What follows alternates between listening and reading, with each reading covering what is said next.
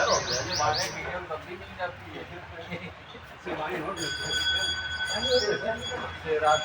है मंदिर में बोलो सदगुरु भगवान की जय, विष्णु परमात्मा की जय, बोलो सनातन धर्म की जय, सब सबको नारायण भगवान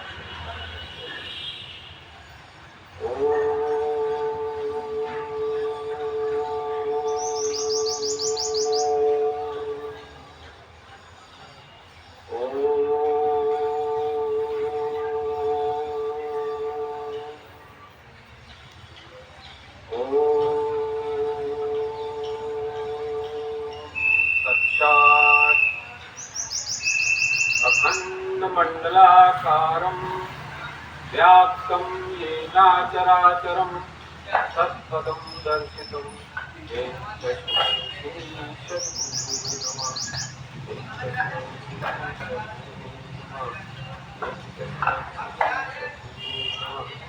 गुरुर्ब्रह्मा गुरुर्विष्णु गुरुर्देवो महेश्वरा साक्षात् गुरु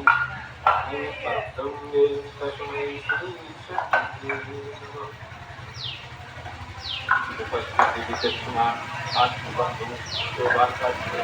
रूपा देवियों व बालक सभी को स्वागत से नमन करते हुए आज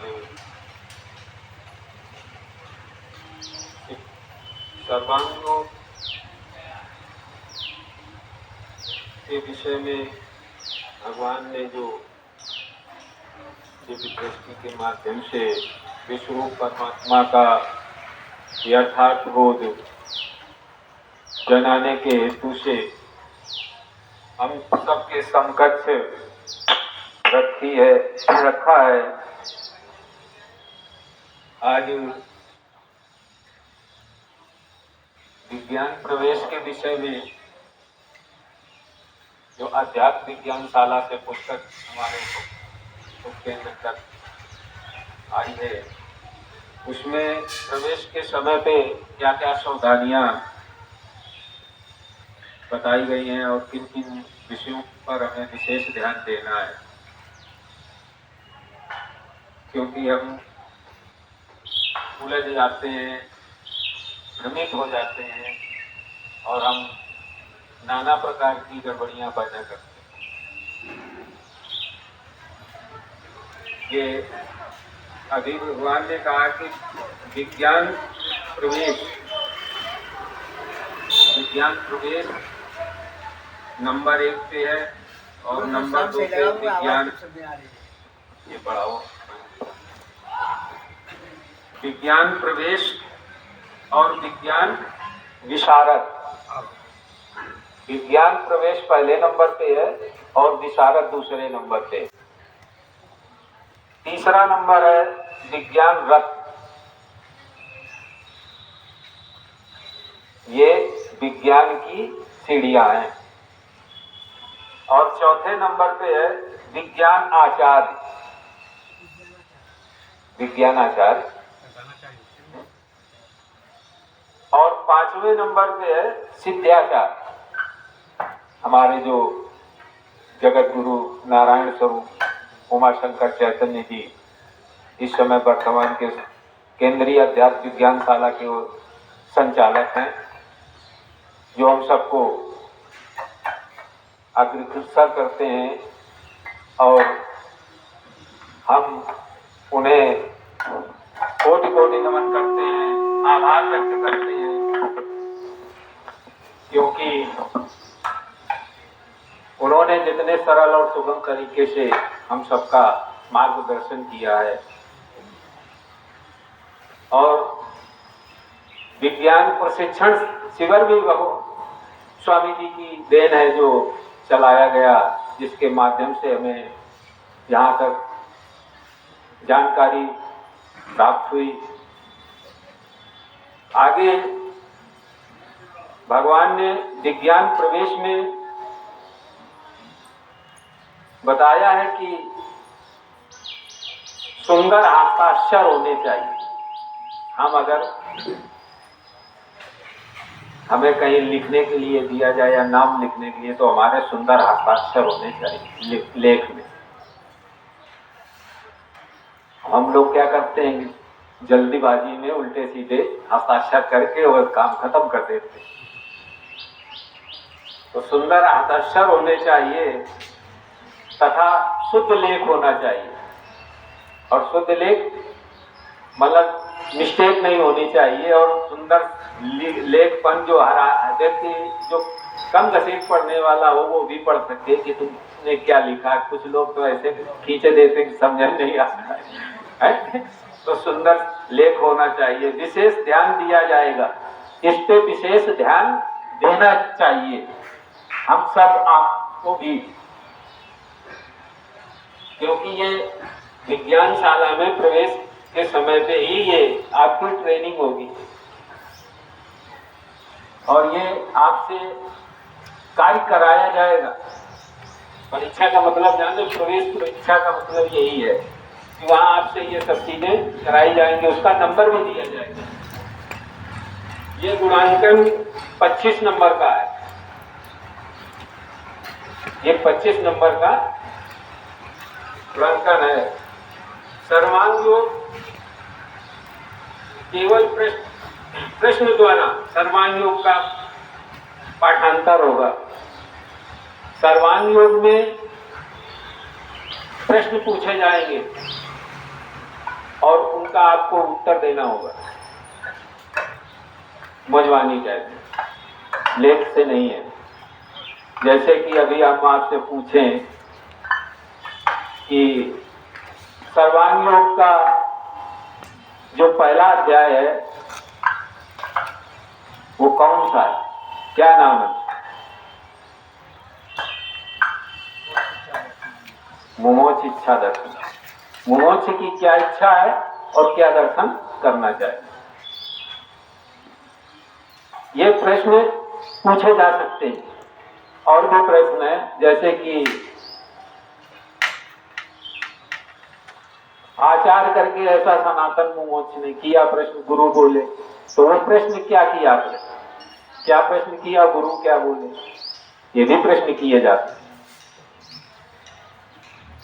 तो इस तरीके से हमें अपनी फुल तैयारी करनी होगी और जब हम फुल तैयारी करेंगे तभी हम विज्ञान प्रवेश में नाम लिखा सकते हैं। अब हम तैयारी तो करते नहीं, सत्संग तो हर रविवार को या मंगलवार को हम यहाँ उपस्थित होते हैं, परंतु घर में जाते हैं तो बस अपने कार्य में लग गए, तो फिर 2 मिनट हम बैठ करके उस पर विचार नहीं करते। ऐसा नहीं होना चाहिए, क्योंकि ऐसा करने से तो हमारा जो संडे का एक दिन होता मिलता है, जो उसमें जो कुछ मिलता है, तो अगर उसका मनन चिंतन नहीं होगा तो आगे हम बढ़ नहीं सकते। तो हम प्रवेश नहीं कर रहे हैं, तो जब प्रवेश नहीं कर रहे हैं तो आगे की क्या तैयारी होगी है? तो ये पढ़ाई तो इसलिए जा रही है कि हमें आगे की तैयारी करनी है। प्रवेश के आगे क्या है, विज्ञान विशारद। तो हमें विज्ञान विशारद में जाना कि प्रवेश में पड़े रहो, तो विशारद की तरफ जाना है। जब विशारद की तरफ जाना है तो हमें तैयारी करनी पड़ेगी, आगे बढ़ना पड़ेगा। अर्थ धर्म काम और मोक्ष, अर्थ धर्म और काम मोक्ष, ये विश्व के प्रत्येक मानव की 4 मांगे हैं और चारों को चाहिए।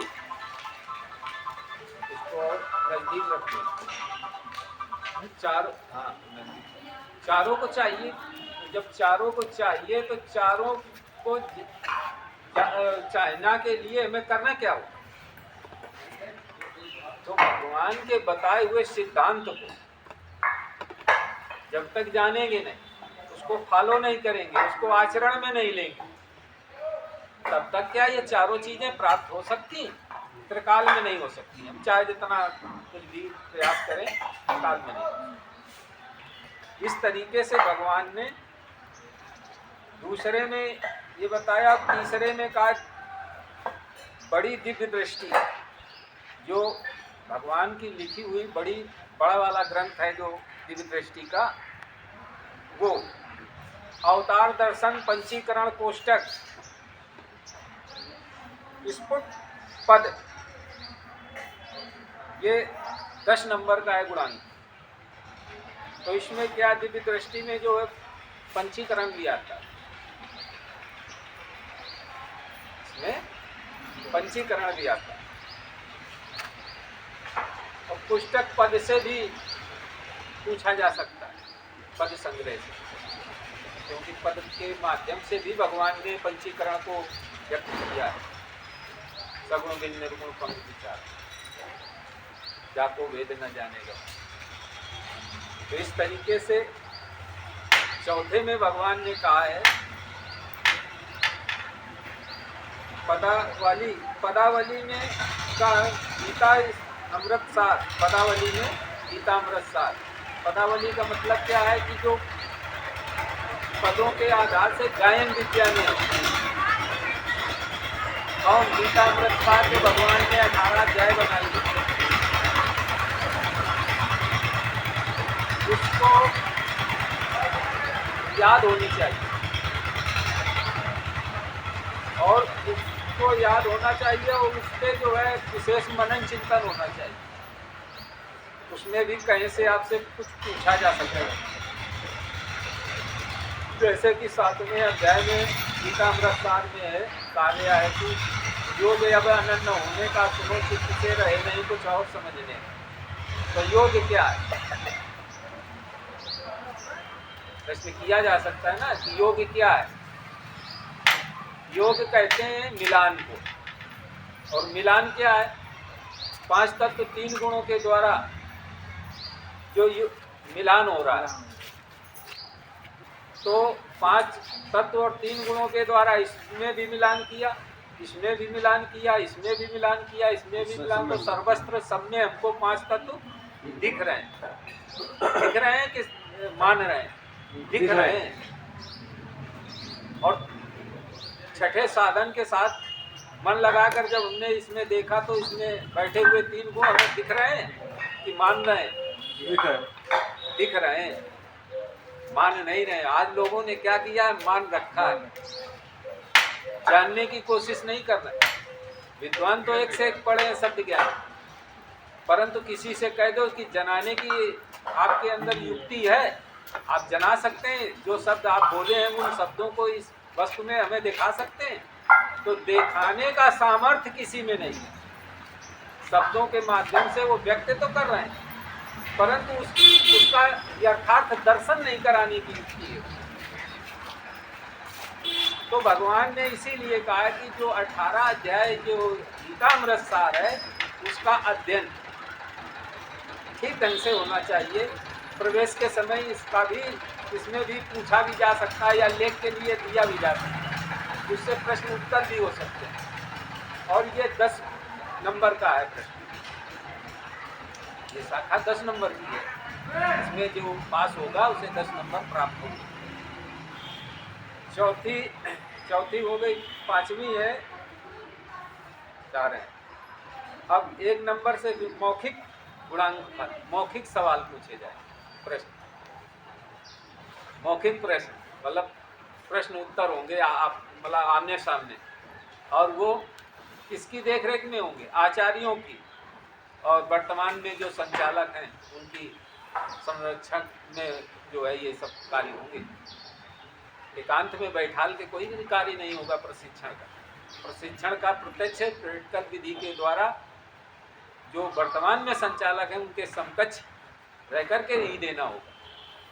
ये नहीं कि जैसे वहाँ बैठ के वो लिख लाओ, वहाँ से तो कोई नकल कर लाओ या कुछ कर लाओ, ये सब कुछ नहीं होगा। जैसे ये लगा ऐसे ही वहाँ बैठाला जाएगा। वहाँ आपको कापी मिलेगी, पेन मिलेगा, आपको वहाँ पर जो है लेख करना पड़ेगा, उसका उत्तर देना पड़ेगा। ये जैसे कॉलेज की जो पढ़ाई होती है इसी तरीके से ये अध्यात्म विज्ञान शाला की भी पढ़ाई है। इसको ठीक ढंग से पढ़ने की जानकारी का नाम ध्यान है, विश्व रूप परमात्मा है। और अगर इसे ठीक ढंग से जाने नहीं तो फिर हम गड़बड़ कर रहे हैं, वहाँ तक पहुँचेंगे। एक फॉर्मेलिटी अदा कर रहे हैं कि जाते हैं दर्शन करते, ये फॉर्मेलिटी हो जाए तो उसका आनंद या अनुभव प्राप्त नहीं हो सकता। जो 4 चीज़ें चाहिए प्राप्त नहीं हो। क्योंकि स्वामी तुलसीदास जी कह रहे हैं कि सब कल्प कर्म ही न पाओ। जब कर्मों की एकता आ जाएगी तो कहाँ प्राप्त होगी। आगे है गीतामृत सार पाठ। ये पाठ वहाँ यजमानी सुना भी जाए। सर्वांग योग का रचना काल छंद श्लोक पूछे जाए। मतलब सर्वांग योग कितने छंदों में, कितने शब्दों में, कितने श्लोक, ये सारी चीजें पूछी जाए। ये हम सबको याद होनी चाहिए। क्योंकि लास्ट में मायानंद जी का जब वो सर्वांग योग 8वां अध्याय है, उसमें सारी चीजें दी हुई है। तो ये हमें आपको सबको मुद्वानी याद होनी चाहिए। अगर श्लोक पूछे जाए तो श्लोक की रचना बतानी है, शब्द पूछे जाए तो शब्दों की रचना बतानी है। इस तरीके से हमें सब कुछ तैयार होके रहना चाहिए और हर तरीके से तैयारी होनी चाहिए। अध्यायों का नाम भी आदि संबंधित सामान्य ज्ञान है। हर अध्याय और विशेषता ये है, हर अध्याय का जो नाम है उसके विषय में भी जानकारी हो। जैसे पहले अध्याय में हमने पूछा कि पहले अध्याय का मतलब क्या है, ऐसे सारे अध्यायों का मतलब है, अर्थ है, इसका अर्थ भी जानकारी में होना चाहिए।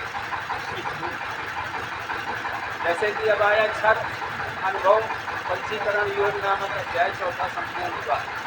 तो क्षर भाव, क्षर में क्या है और भाव क्या है, पंचीकरण क्या है, ये सब चीजें जानकारी में होनी चाहिए।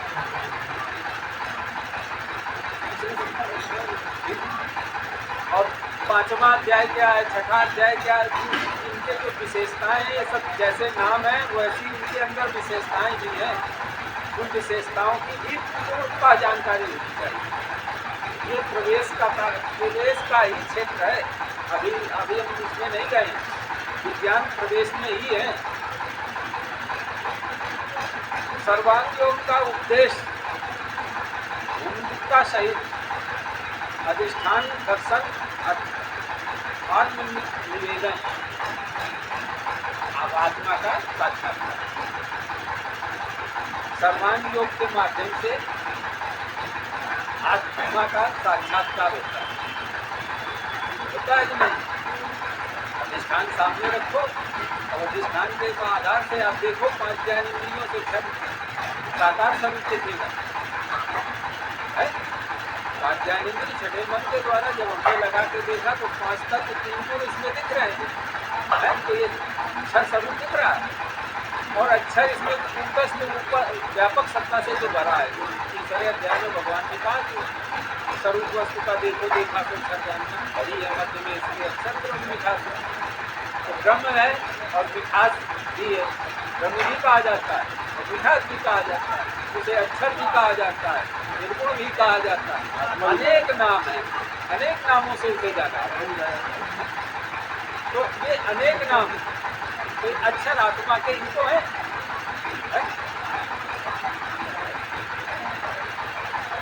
सेवा भाव विज्ञान प्रचार प्रसार कार्य के सहभागी बने। सेवा भाव मतलब जान जाने के बाद हमारा विज्ञानी का कार्य क्षेत्र कैसा होना चाहिए, एक दूसरे के प्रति मित्रता है और विश्व मेरा परिवार, मानो मेरी जात है। इसके अंदर द्वैत वृत्ति नहीं खड़ी होनी चाहिए कि तुम फलाकार के तुम्हें पानी नहीं देंगे, तुम्हारा छुआ नहीं खाएंगे। ये हमारे अंदर भेदभाव नहीं होनी चाहिए। सर्वांग योग और ये विधि दृष्टि ज्ञान के माध्यम से हमारे अंदर के सारे छुआछूत समाप्त हो जाती है और आचरण क्या हो जाता है, मानो मेरी जात सेवा मेरा उसका धर्म, विश्व मेरा परिवार है। और ये मेरा विश्व क्या है, परिवार है। परिवार के साथ हमें कैसे रहना है, कैसे चलना है, कैसे जाना है, कैसे बैठना है, कैसे बोलना है। ये परिवार के साथ झगड़ा करेंगे क्योंकि विज्ञान तो नहीं बता रहा है, परमात्मा तो नहीं कह रहा है। परमात्मा किसी के साथ विरोध नहीं कर रहा है कि हम तुम्हें हवा नहीं देंगे, तुम्हें पानी नहीं देंगे, तुम्हें जल नहीं देंगे, है कि तुम्हें खाना नहीं देंगे, वो तो किसी के साथ में नहीं कर रहा हुआ, सबके साथ छीना झपटी कर रहे हैं। क्यों कर रहे हैं? हम अज्ञानता का ज्ञान न होने के कारण हम ये आपस में लड़ाई कर रहे हैं। यही द्वैत प्रवृत्ति खड़ी हो गई, अवतार को क्यों आना पड़ा? यही अज्ञानता फैली, यही अज्ञानता का विषमता में बदल गए सब। जो ज्ञान था वो बदल गया, टाइम में आ जाते हैं विषमता में हो गया। अब आचरण कैसे होने लगे? तमोगुणी। कारण क्या होने लगा? तमोगुणी। देखा देखो भाई लड़ाई, देखा देखो वही झगड़ा है। कोई साबित पिता बाप से, बेटा पिता से बात नहीं साबित कर रहा है, पिता और बेटा जो है पिता से नहीं साबित बात कर रहा है। क्या कर रहा है? इसे ये हो रहा है। ये तो सामाजिक दृष्टिकोण है, ये तो विज्ञान प्रवृत्ति में आ गए तो सब देखने मिल रहा है। तो ये कैसे है? तामसिक प्रवृत्ति के उनके सात्विक श्रद्धा नहीं है, राजसी भी श्रद्धा नहीं। तो अगर राजसी भी श्रद्धा होती तो थोड़ी सी नम्रता आ जाती, परंतु वहाँ तामसी तमोगुणी इस समय प्रधान है, इसलिए जो है ज्यादा गड़बड़ी है। तो आगे जो है भगवान ने दूसरा विराग जाएगा विज्ञान विशारद है। ये यहाँ आज तो विज्ञान प्रवेश तक कार्य चलेगा।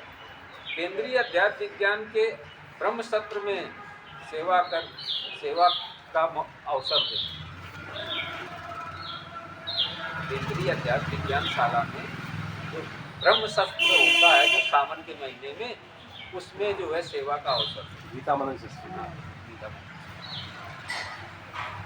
प्रतिमा पूजा, धार्मिक अंधविश्वास, लोक भ्रम तथा चमत्कार आदि विषयों से उनका मानसिक और बौद्धिक भ्रम निवारण। और विज्ञानशाला में जो जाते हैं तो जो इन चीज़ों में फंसे होते हैं उन चीज़ों से उन्हें निकाल करके और सच्चाई में उन्हें स्थापित कर दिया जाता है और उनका सारा भ्रम समाप्त हो जाता है। मोमोक्ष इच्छा दर्शन योग नामक अध्याय पहला संपूर्ण हुआ। मोमोक्ष की क्या इच्छाएं थी, क्या दर्शन करना चाहता था और किस प्रकार से वो सद्गुरु से अपने प्रश्न करता है और सद्गुरु उसके प्रश्नों को हल करते हुए उसे विज्ञान प्रवेश में ले आता। इस प्रकार से हम ये देखते तो विज्ञान के आधार से जैसे जैसे हमारे बताए गए हैं, इनके आधार से हमें तैयारी करनी चाहिए और तैयारी करके हमसे कोई भी प्रश्न कर सकता है हमारा विज्ञान। या हम कहीं फंस गए, कहीं विज्ञान किसी क्षेत्र में गए, वहाँ कोई विज्ञानी मिल गया और अगर चर्चा करने लगा तो हमारी आप उसकी पर जो है चर्चा हो सके, शब्दों का आदान प्रदान हो सके। वो पुस्तक ये पुस्तक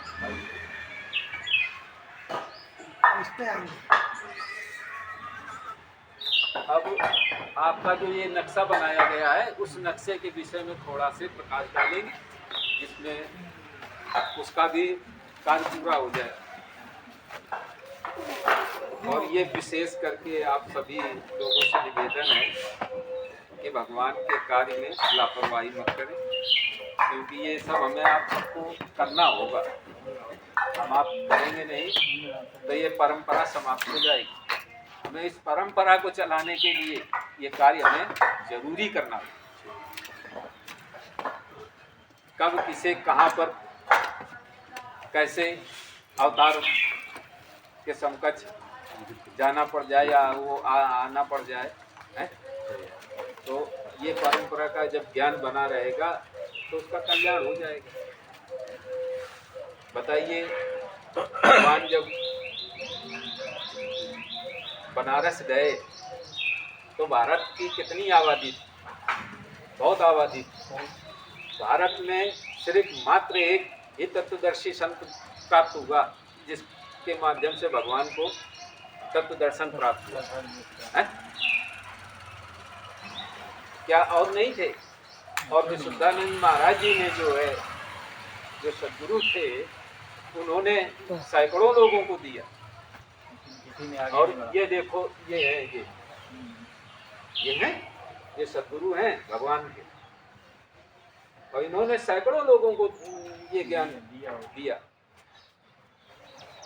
बीज दिया, वृक्ष नहीं तैयार किया, परंतु भगवान को जब ये ज्ञान प्राप्त हुआ इनके द्वारा, तो इन्होंने विशाल वृक्ष तैयार करके और हम सबके समकक्ष रख दिया, कहने लगी ये है देखो, जिस विश्व रूप परमात्मा को आप ढूंढ रहे थे, वो विश्व रूप परमात्मा ये अपने सहित दिखने वाला है। कहा आंखें बंद करके मत ढूंढो, आंखें खोल करके ढूंढो, ये प्रत्यक्ष में तुम्हारे सामने खड़ा है,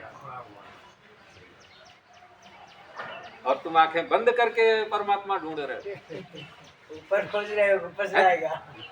कहा सामने बैठा है उसको देख नहीं रहे, और आंखें बंद करके तुम परमात्मा ढूंढे लोगे, पा जाओगे, नहीं मिलेगा।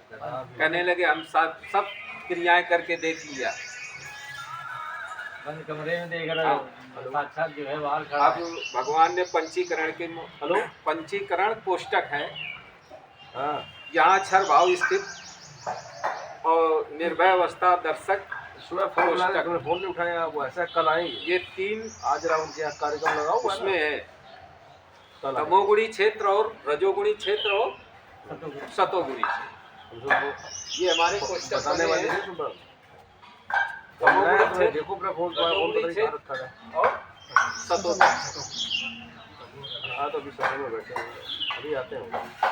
ज्ञान अज्ञानी, ये क्षेत्र अज्ञानी का, यहाँ पर लिखना भूल गए, ठीक। और ये क्षेत्र ज्ञानी का है, बीच में जो क्षेत्र है कोष्टक, ये जो है ज्ञानी का है, और ये जो लास्ट में आपको कोष्टक दिख रहा है, ये है विज्ञानी।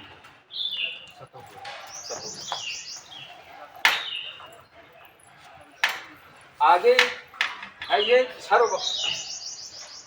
सगुण, ये कोष्टक में आगे यहाँ पर है क्षर सगुण, क्षर सगुण, और ये क्या है अक्षर निर्गुण, ठीक। और ये क्या है पुरुषोत्तम परमात्मा, ठीक से समझना, क्योंकि ये नक्शे बार बार नहीं समझाए जाते। अब ये क्षर काल साकार स्वरूप का अभिमान रहता है, इसे ज्ञान का अभिमान रहता है, अच्छा। और ये पुरुषोत्तम परमात्मा की जानकारी रहती है, साक्षी भाव,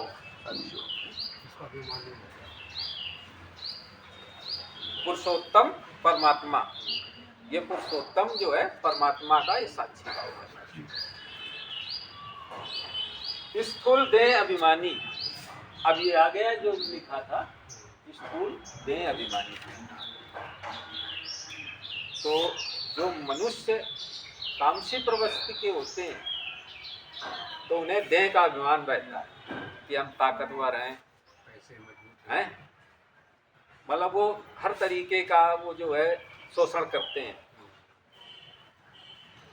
और वो अपने आगे किसी की बात नहीं मानेंगे, क्योंकि वो शारीरिक बल ज़्यादा दिखाते हैं कि हम शरीर से मजबूत हैं, तो वो पटक देंगे, ये कर देंगे, वो कर देंगे, दुनिया की तमाम बातें बताएंगे, कोई शरीर से, कोई पैसे से, कोई हाँ परिवार से। अब आगे जो है सूक्ष्म देह अभिमानी, सूक्ष्म देह अभिमानी का मतलब है जो ज्ञान उसने प्राप्त किया शब्दों, उसका अभिमान रहता है। उसका अभिमान क्यों रहता है? क्योंकि उसके आगे हम आप कुछ बोल ही नहीं पाते, क्योंकि उसके आगे हमें नहीं ज्ञान है, सही है। तो हमें ज्ञान नहीं है तो हमको बोल ही नहीं पाते, चुप हो जाते हैं, तो उसे अभिमान होता है। उसे काहे का अभिमान होता है? ज्ञान का, शब्द ज्ञान का। हाँ।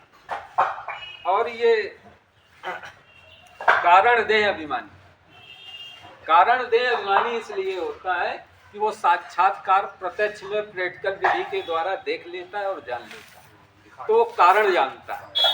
तो वहाँ अभिमान है, परंतु वो ऐसा अभिमान नहीं है कि जो समाज का शोषण करे या समाज के हितकर ना हो, वो समाज के हितकर अभिमान है उसको। पायो मनुष्य देह किस कारण, भ्रम से लखत नहीं है। तो इनमें तो भ्रम भरा हुआ है और वहाँ भ्रम समाप्त है। तो विश्व कल्याण के हेतु से अभिमान है उसका, वहाँ विश्व कल्याण के हेतु से अभिमान है, वहाँ व्यक्तिगत अभिमान नहीं, यहाँ व्यक्तिगत अभिमान दिखाई दे रहा है। ये हमें आप अपने शरीर में भी देखना है, क्योंकि ये तीनों कोष्ठक हमारी देह में भी होते हैं। हमी से हाँ, हमी से है। ये भगवान हमारे शरीर का जो है विस्तार करा रहे हैं। विस्तार हम कहाँ थे, क्या हैं, कैसे हैं, तो ये देखना जानना ये हमारा इसका कैसे है और कहाँ तक हमको जाना है, कहाँ तक जाना है, क्या कितना क्षेत्र भी कवर करना है। दूसरा है क्रोध मद से प्रीति। क्रोध मद से प्रीति से रहती है।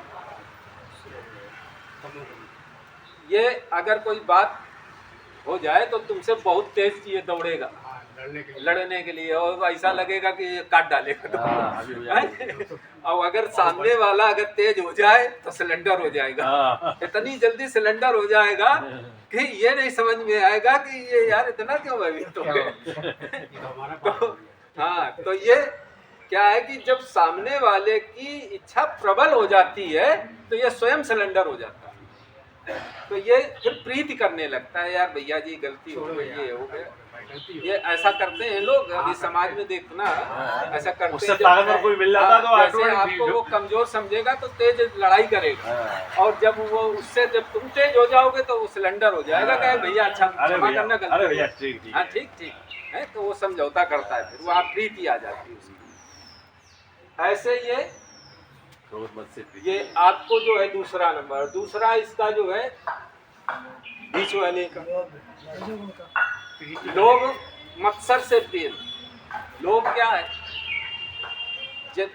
जो अर्जित किया हुआ ज्ञान है उस ज्ञान के द्वारा बता करके धन को खींचना, ये उसका लोभ है। हाँ, ये लोभ है, उससे धन को अर्जित करना। प्रेम, और उसी में प्रेम है उसका। तुम अब भाई उसके शब्दों का विघटन करने लगो तो क्या करेगा, तो प्रेम नहीं रखेगा। यहाँ आ जाए, यहाँ आ जाए शब्द ज्ञानी आ जाए तो प्रैक्टिकल में कर रहे हो, वो शब्दों में बोलेगा, क्योंकि ज्ञान उसे नहीं है, प्रत्यक्ष का ज्ञान नहीं है, शब्दों का ज्ञान है, तो उसमें उसका प्रेम है। और उससे जो धन अर्जित किया जाता है उसमें लोभ है उसका। वो मतलब देखेगा अपना मतलब हल्का, हाँ, अपना मतलब देखेगा ज्ञान के माध्यम से। और यहाँ भी आएगा तो वो अपने मतलब से ही आएगा, अपना मतलब हल करने, कि तुमसे जुड़े, हम तुमसे माल पैदा करके अपने घर जाए। तो ये तरीका हो। दूसरा है काम मोह से प्रीति। काम और मोह से प्रीति, ये काम में भी नहीं फंसता, मोह भी नहीं फंसता, और सबसे परस्पर प्रीति रखता है। काम से भी प्रीति रखता है, मोह से भी प्रीति रखता है, क्योंकि ये जानता है। हाँ, ये जानता है, जानता है, इसलिए उसमें फंसता नहीं, और जो जानता नहीं वो फंस जाता है। वो विज्ञानी है तो यहाँ पर उसकी विस्तार हो गया ना, तो विस्तार होने में आज जानकारी उसे प्राप्त हो गई है। तो यहाँ जब जानकारी प्राप्त हो गई है तो यहाँ फंसेगा नहीं, भली भांति वो जान गया है, जान गया। तो प्रीति है, तो काम और मोह और प्रीति इनमें फंसाव नहीं, लिप्त नहीं होता, वो लिप्त नहीं होता। ये अपना कार्य करती रहती है और वो अपने कार्य में लगा रहता। जहाँ पर जैसी अवस्था देखता है उस आधार से वो कार्य कर लेता है, क्योंकि जो परमात्मदर्शी होता है वो इनमें फंसता नहीं। आवत देखें विषय तैयारी, जट देवें कपाट उतारी, क्योंकि वहाँ विषयों से वो रहित होता है। और यहाँ ये विषय में फंसे हुए होते हैं, ये तो विषय में फंसते रहते हैं, वहाँ फंसाव नहीं रहता। आगे तीसरा नंबर है संचित भोगा शक्ति। संचित भोगा शक्ति, ये जो मेहनत से जो और हड़का के और ये हड़प के मतलब ताकत बल या कुछ वो करके वो करते हैं। हैं संचित भोगा शक्ति अपने इस अभी के भोगने और कुछ आगे भोगने के लिए इकट्ठा करके धर लो हैं? पता नहीं मौका मिले ना हैं? पता नहीं ये भी ले लो, ये भी ले लो सब। तो हाँ, आएगा, हाँ, सोचा मेरे नसीब मेरे लोगों को सोचा काम आएगा, नसीब मेरे में वो परिवार पड़ा में। रहता वो ये संचित भोगा शक्ति में लगा रहता है। आगामी भोगा शक्ति जैसे अरे मेरे नाती पोतों का क्या होगा उनके लिए। हाँ। सुभाष जी ने बताया था आगामी कि अभी आज का भी काम चले और कल का भी काम चले, आगे वाली साल दो साल पीढ़ी को व्यवस्था कर दें। हाँ हाँ, ऐसा। और प्रारब्ध भोगा शक्ति यहाँ पर जो हमने प्रारब्ध में कमाया है उसे वो हमें प्राप्त होगा, भविष्य में आने वाले वो हमें प्राप्त होगा। जो प्रारंभ तो है। ये प्रारब्ध उसका सही रहता है, संतोष रहता है। यहाँ पर ये बिगड़ा रहता है, परंतु यहाँ जब आ जाता है तो यहाँ उसका प्रारब्ध सही हो जाता है, सीधा रहता है। जब ज्ञान जान जाता है तो सीधे प्रारब्ध पे वो चलता है कि जो वर्तमान में मैं कमा रहा हूँ वो आगे भविष्य में हमें प्राप्त होगा, सही होगा। आगे चौथे नंबर पे शरीर का दुख। अब यहाँ ये शरीर में दुख भी इसको बहुत एहसास होते हैं क्योंकि ये तामसिक प्रवृत्ति में है और तामसिक प्रवृत्ति में ये तो कुछ जानते नहीं है, अंधकार समझो इसके लिए है। तो जब कुछ जानते नहीं है तो इसके दुख हमेशा बढ़े रहते हैं। शारीरिक कहीं आंख दर्द कर रही, कहीं पांव दर्द कर रही, कहीं फुड़िया निकल रही, कहीं तमाम इसके दर्द बने रहते हैं। दुख का कारण ही नहीं जानता है। वो दुख का कारण अब वो जानता होता तो निवारण हो जाए कारण होता है। और जब जानते ही नहीं तो निवारण होगा कैसे। अब वो झाड़ फूक में भी लग जाता है कि यार ऐसा तो नहीं किसी ने कुछ करवा दिया, वो तो यहाँ के दर्द कर रही, पैर दर्द कर रहे, कहीं नजर चला गया है, तो ये इसमें भय में रहता है, इस भय में भी बना रहता है, तभी वो दुख का कारण समाप्त नहीं होता। आगे उन्होंने कहा है मानसिक कल्पना दुख का कारण, मानसिक कल्पनाओं का दुख का कारण होता है। ये बीच वाले का हो जाए वो ये मानसिक दुखी कारण रहता है।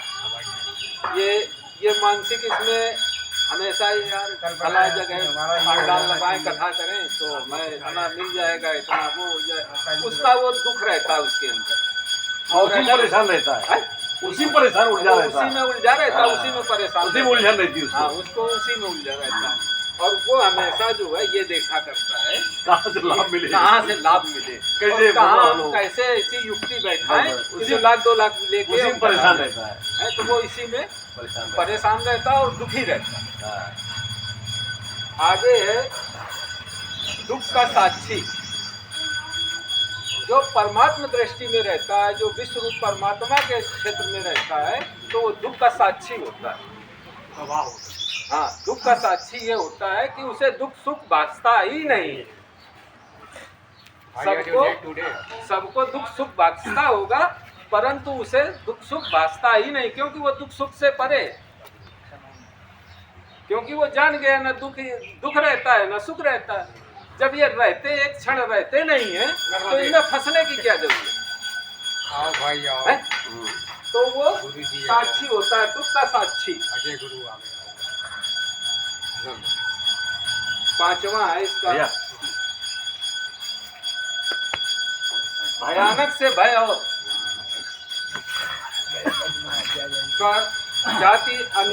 स्वजाति कर्म आचरण से निर्भय मानता है। अब इसमें देखो नीचे जो है सब दे दिए, क्या दे दिए हैं? भयानक से भय और स्वजाति अनुसार कर्म आचरण से निर्भय मानता है। स्वजाति से भी ये अपनी जाति है, अपनी जाति का अपनी ही जाति मतलब अपनी जाति का अभिमान भी इसके अंदर बहुत है।